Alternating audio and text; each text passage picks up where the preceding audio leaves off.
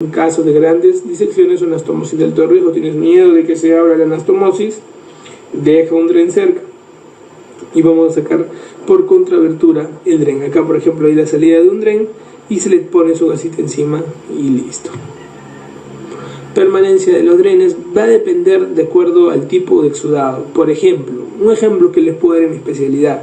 A veces nos llaman para sacar un dren torácico de un neumotórax a los 2 días, y eso está bien. ¿Por qué? Porque por la placa de repente expandió el pulmón y lo sacamos, porque mientras menos se quede un cuerpo extraño en el cuerpo es mejor. Sacamos el drenaje y se acabó. Pero a veces nos llaman para sacar el dren cuando hay un derrame pleural maligno, y generalmente el derrame pleural maligno sacamos los drenes cuando tiene menos de 200 cc en 24 horas y luego se someten a pleurodesis. Pero a veces nos llaman para sacar el dren a los 2 días de un empiema y vemos el empiema y sigue mojando y tiene más de 100 cc por día. Entonces le decimos, en los casos de empiema, cuando es pus, los drenes generalmente no van a salir en un día, ni en 2 días, ni una semana, puede demorar hasta 1 mes y medio. Por lo tanto, depende de la calidad la permanencia de un dren. Si un dren, después de una cirugía de abdomen, es seroso y tiene una secreción menor de 20, menor de 30 cc, hay que sacarlo.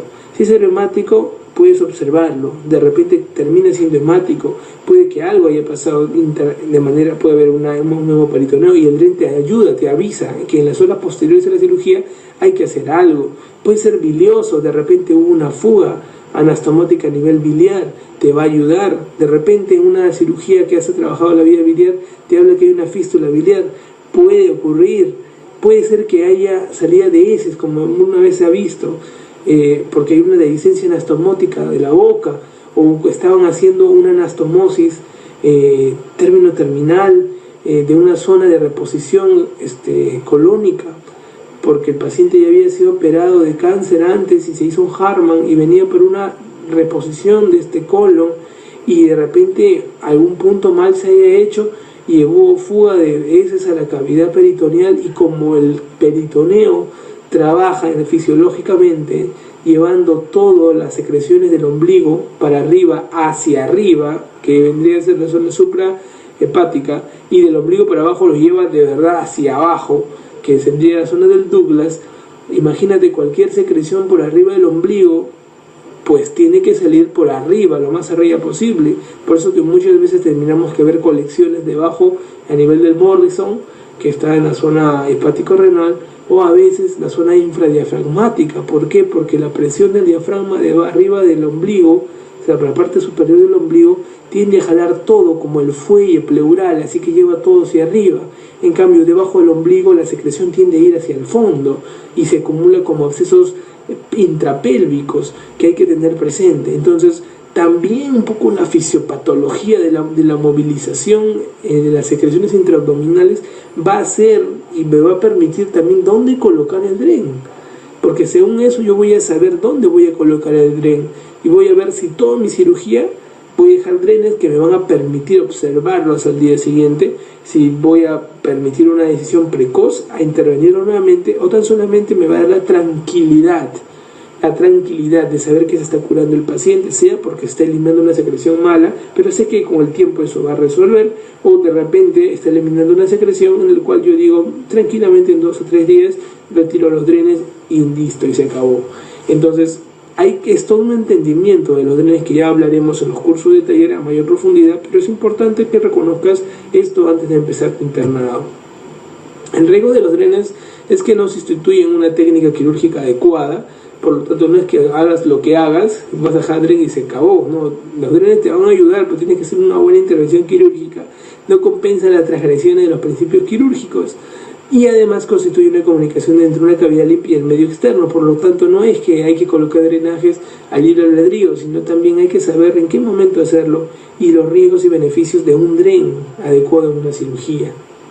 ¿Podría comprimir estructuras vecinas comprometiendo su vitalidad?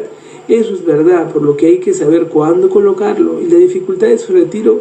Inclusive ha habido casos de internos que a la hora de retirar un Jackson Pratt se han roto. El Jackson Pratt se ha roto, no sabemos cómo, porque es durísimo, se ha roto. O cuando retiran un Penrose y el Penrose se queda atrapado como pegado a un órgano y al final larga, o sea, tratan de jalar y terminan lesionando el órgano intraabdominal, también se ha visto eso. Entonces, también hay una forma de retirar los drenes que eso vamos a ver en el taller. Un Penrose no se saca de golpe. De repente al tercer día postoperatorio, dependiendo del tipo de cirugía, vas jalando 2 centímetros por día, 2 centímetros por día, 2 centímetros, hasta que ya está casi fuera del dren y sale el dren y se acabó. O sea, es importante la movilización de los drenes laminares. ¿Para qué? Para que no tiendan a hacer granulación y que no se queden. Es diferente a los drenes de succión continua, operación tipo Jackson-Pratt o los drenajes pleurales, donde no es necesario estar jalándolos día a día porque son número uno, son circulares, son tubos y por lo tanto es más fácil a la hora de retirar. En cambio los laminares tienden a pegarse porque tienen una luz aplastada y que tienden a pegarse a los bordes de la herida, por lo que hay que despegarlos siempre. En cambio los Kerr, los Jackson-Pratt, los tubos de goma, o sea, todos los tubulares tienden a quedarse y se los retira de golpe. En cambio los laminares tienden generalmente a sacarlos uno por uno por este efecto, ¿no? El efecto de vacío que hacen al tener la boca de la luz aplastada, tienden a originar rápidamente una inflamación cerca del dren mayor que los que hacen los tubos en general, que son tubulares, ¿no? Vale la redundancia. ¿Ok? Bien, acabada la parte de drenes, vamos a hablar un poco acerca de suturas. Al hablar de suturas, muchachos, básicamente tenemos que hablar que sutura es cualquier hilo de material utilizado para ligar los vasos sanguíneos y aproximar los tejidos. Pero este concepto queda chico a la hora de ver las grapas, porque las grapas también, al fin y al cabo, son suturas y no necesariamente son hilos. Pero o sea, es todo material que utiliza para poder aproximar tejidos o ligar vasos sanguíneos. Básicamente ese es el término que vamos a hablar acerca de sutura. Hilos. Para hablar de los hilos, antes de empezar la técnica quirúrgica, hay que recordar que un hilo tiende a tener propiedades que lo pueden hacer especiales. Por ejemplo, tenemos que buscar un hilo que tenga una fuerza tensil alta y uniforme y que permite el uso de tamaños delgados. Puede ser hilos que pueden ir desde 10 ceros, los delgados usados en la microcirugía, hasta 2 ceros que son gruesísimos. O sea, mientras más ceros tiene un hilo, más delgado es. El diámetro suave siempre uniforme a lo largo del hilo de sutura debe ser el mismo, no debe cambiar el diámetro a nivel de todo el hilo. Tiene que haber flexibilidad para el fácil manejo y seguridad de nudos.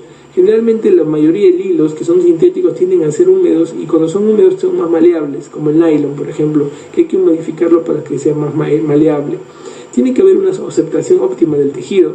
Tiene que ser libre de sustancias irritantes e impurezas, no tener propiedades electrolíticas capilares o cancerígenas y comportamiento predecible, o sea, no tratar de que el hilo, uno hace un tipo de sutura, no vamos a esperar que el hilo no siga por el lugar donde estamos direccionándolo, sino que normalmente sabemos que vamos a colocar un punto cruzado, el hilo tiene que ir en ese punto cruzado, no podemos pensar un punto cruzado y el hilo nos tiene que redireccionar nuestro punto, nuestra sutura, por la tensión que tiene. O sea, jamás no puede eso, sino que nosotros debe ser de fácil uso.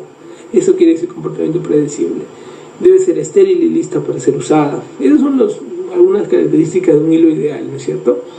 Respecto a las clases del material de sutura, vamos a hablar rápidamente, de manera rápida y puntual, ya que todos estos pertenecen al temario de gran taller que vamos a armar en enero, pero quiero que recuerdes, las suturas son absorbibles y no absorbibles.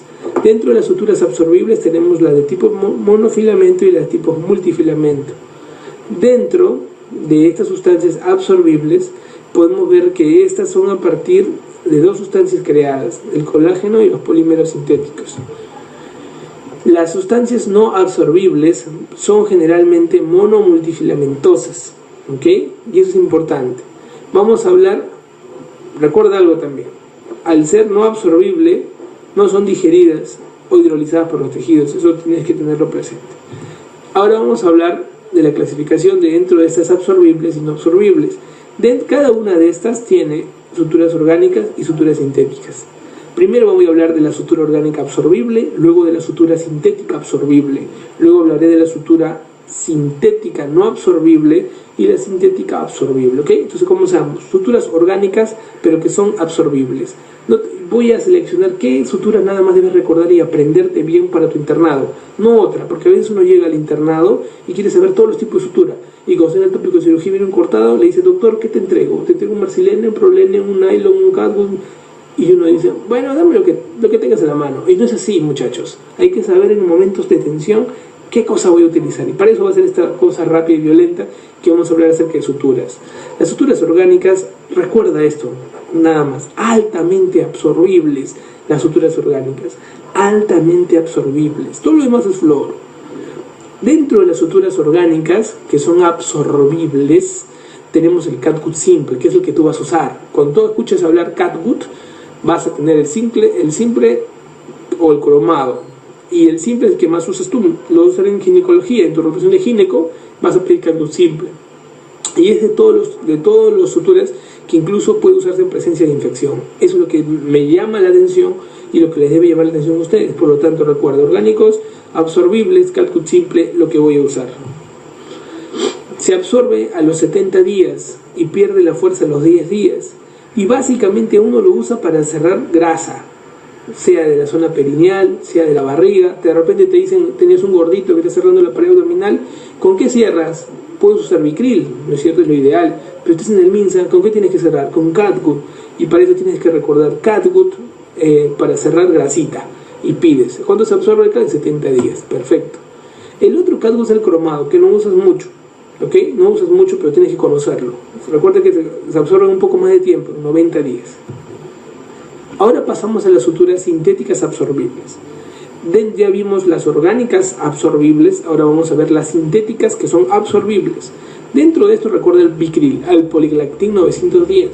No vaya a pasarte lo que le pasó a un interno, que no voy a decir su nombre, que le preguntaron, ¿qué tipo de sutura usas tú? Y él dijo, yo uso Vicryl. Pucha, doctor, pero solo tengo Poliglactin 910. Ah, no, con Vicryl, o si no, no opero. Entonces tampoco es cuestión de colocarse así, muchachos. Hay que saber los nombres de qué tipo de suturas son las más frecuentes, aunque sea técnicamente hablando. El Vicryl se absorbe en 60-90 días, ¿ok? Y hay una pregunta que siempre hacen en el Vicryl, como es el más usado, muchachos, es el más usado de las sintéticas que se absorben, hay que recordar más cosas, pues, porque es el más usado, se te van a preguntar en el examen también. Su fuerza tensil se mantiene en un 60% en 14 días, 30% en los 21 días. O sea, ¿qué quiere decir? Que en 3 semanas prácticamente casi el 70% ya se ha perdido de la fuerza tensil en 3 semanas, ¿ok? Pero se absorbe en 60-90 días, puede emplearse en presencia de infección también. El Vicryl es muy ampliamente usado por todos nosotros. El PDS, esto lo usan en cirugía cardiovascular, en cirugía biliar fina, en cirugía de anastomosis de conducto pancreático. Como eso que estoy diciendo, si vas a rotar en cirugía general y hacen una Whipple, probablemente te pidan un PDS. Si vas a de repente ver algo de cirugía cardiovascular, te va a sonar un PDS. El polidoxanone es un monofilamento y su absorción es más prolongada, más de 90 días, incluso termina de absorberse a los 6 meses. Ahí está el famoso PDS y abajo el Vicryl. Dos tipos de suturas importantísimas que usamos a la hora de las famosas suturas que son sintéticas pero absorbibles. Bastante PDS se usa en las Whipples y Vicryl también. Entonces hay que utilizar estas dos suturas que son absorbibles y también dependen del cirujano. Hay cirujanos que se adaptan, por ejemplo, a trabajar con PDS. Hay cirujanos que te usan Vicryl, que es un poquito más tosco que el PDS. El PDS es bien fino y es caro también. El Dexon no vas a recordarlo tanto, pero recuerda que está este grupo también de las sintéticas absorbibles y listo. Luego tenemos las suturas que no son absorbibles y son naturales. Dentro de estas suturas naturales no absorbibles tenemos a la seda. La seda es una sutura orgánica, pero es no absorbible. La seda se utiliza en ligadura de vasos, básicamente. Ligadura de vasos. A veces vas a encontrarte en un tópico de cirugía y hay seda nomás y viene un cortado. Lo ideal sería nylon, pero vea pues, ¿qué te queda? Utilizarás tu sedita. Entonces, la seda también es ampliamente utilizada. Y te preguntan, ¿la seda es absorbible o no absorbible, doctor? ¿Es absorbible o no se absorbe la seda? No se absorbe la seda. Entonces, acuérdate, dos suturas que usas muchísimo y que no se absorben. Te van a preguntar, ¿sabes o no sabes? Tú vas a decir, ni sé, ni de nylon y sé de seda. Nylon y seda no se absorben y son las